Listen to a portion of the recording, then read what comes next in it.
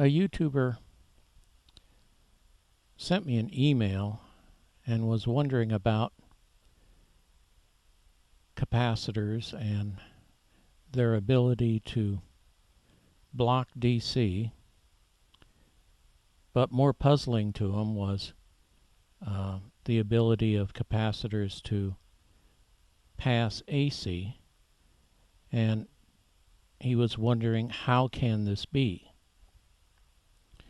Well, this is my representation of a capacitor that is not charged.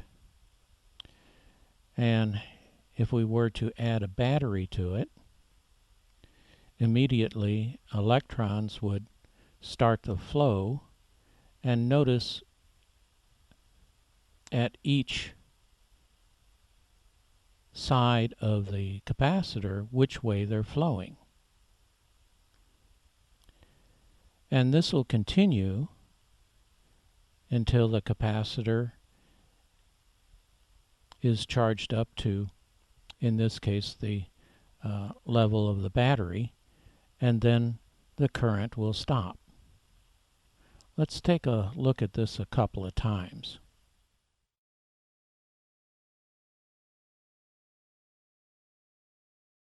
At this time, the capacitor is charged, and you could consider it now that it is blocking DC, but all that means is the capacitor is charged up to the DC value of where it is in the circuit.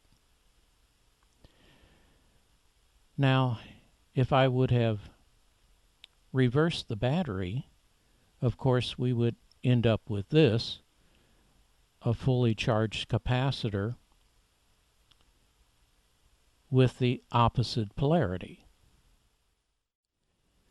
Now let's take a look at AC, and of course it's a good idea to understand what alternating current is. It means that the current will move in one direction and then reverse direction and then reverse back again. Here we have reached the most positive part of the alternating current, and now it's going to start going back down and go past 0 and then continue on until it reaches maximum negative voltage, and then it's going to go back in the other direction towards 0, and when this is complete, this is one cycle. Let's watch this one cycle a few times.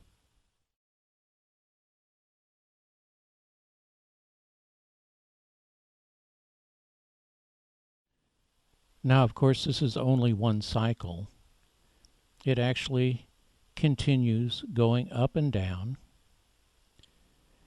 And here I'm showing 3 cycles, but it just continues this changing from positive to negative, the definition of alternating current.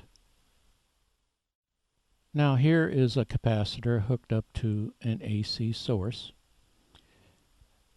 and when it's positive on the left, it'll charge the capacitor like this, and when it's positive on the right, it'll charge the capacitor this way.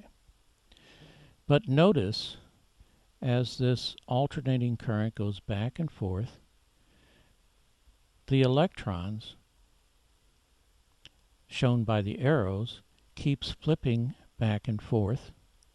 Also notice that there are no electrons that travel between the plates, which was also true with the DC battery. No electrons travel between the 2 plates.